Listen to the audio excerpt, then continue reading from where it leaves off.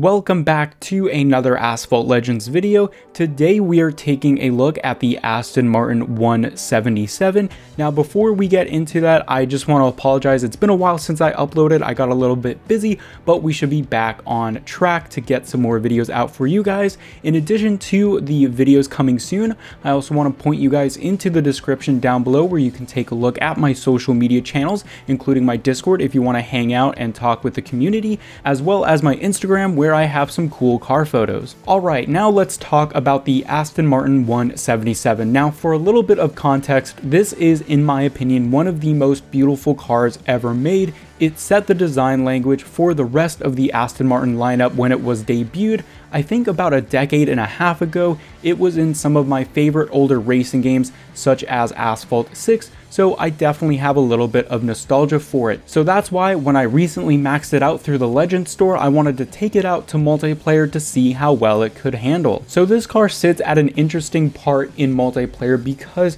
you can actually use it, I believe, in Gold League 4. So right around where a lot of players are going to start out, and traditionally my starting car whenever I would get reset back to Gold 4 has been the Apollo N. So that's going to be my reference point for this video because the Apollo has been such a solid option for me for such a long time, but when the Aston Martin 77 got maxed out, I wanted to see how well it would compare. So one of the problems is that in my opinion, this car doesn't really have any crazy strength. With the Apollo, it's very famous for its high top speed. It can go over 240 miles per hour, which is pretty darn good for a B-class car.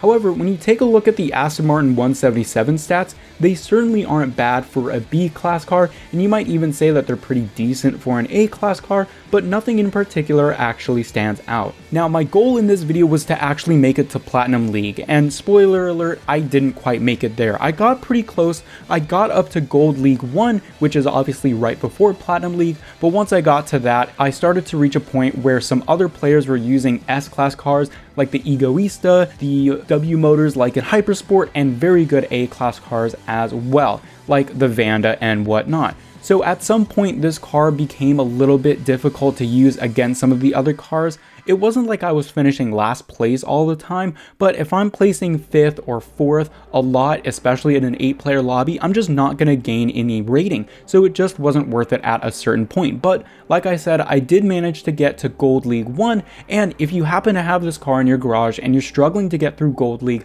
I think this can do a pretty good job at that. Alright, so let's break down the stats. Firstly is the top speed, and this is where I would give this car some points to. At max, it can go 235 miles per hour with nitro, so not quite as crazy as something like I mentioned the Apollo N, but it's also pretty decent compared to a lot of the competition. For example, the Huracan Evo Spider is only going to go around 222, 223 with nitro. Even at the higher ranks, if you're going up against a Vanda in a top speed oriented track, I think that can go 224 or 225 with nitro. So in that situation, the 177 definitely has a little bit of an advantage, and of course because you're in that mid 230s mile per hour range, you're up against some of the generic A-class cars as well. So the top speed is kind of the standout feature, but again, it's more or less just an average feature when you're comparing it against cars in higher tier leagues. Next up is the acceleration at 78.6, and this is one of the disappointing parts. Again, it's not horrendous when you compare it to other cars. However, once you start getting up to that Gold League 1, Platinum League 4 type thing, another car that I mentioned was the Lamborghini Egoista. That doesn't even have that great of handling or crazy top speed, but the acceleration is 84. That's going to blow this thing out of the water,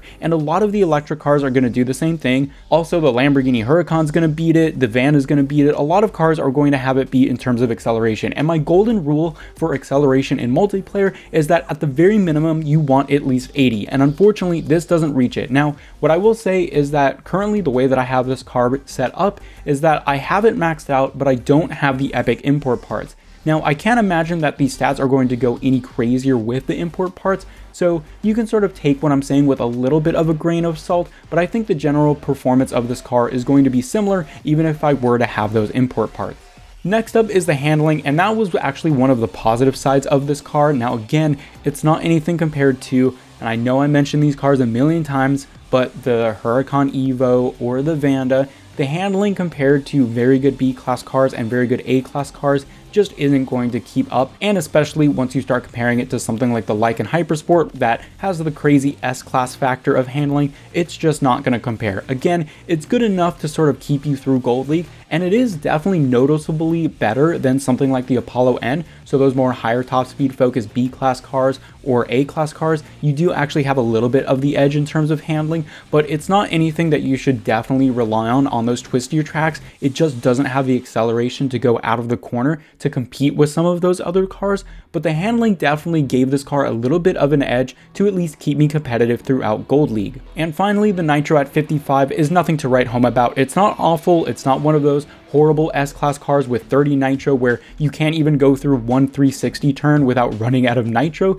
so it's manageable, but again, not anything crazy, not anything that you want to go out of Shockwave at like, 60 miles per hour and expect to get all the way up to your top speed. If you're pretty decent at nitro management and stunts and airspeed tricks, you're not going to have too much of a problem with the nitro, but you will see a lot of times in this video when I'm going through a sharp corner and I don't want to drift as much, there are a couple of times where I get caught off guard by the lack of nitro, so you can see that I'm using double tap nitro to get out of the corner instead of what I would prefer, which would be Shockwave, so just keep that in mind. Alright, so when you add all of these stats together, you get what I would consider a very average A-class car in terms of character and feel on the track. And that's a really good thing because sometimes the Apollo N that I like to compare this car to can feel a little bit sluggish. It does have the stats advantage in 3 out of the 4 areas, but I do feel like this car can actually hold its own in a more versatile environment because of the handling statistics. It means that you can actually go up against Huracans and Vandas in a vast majority of the tracks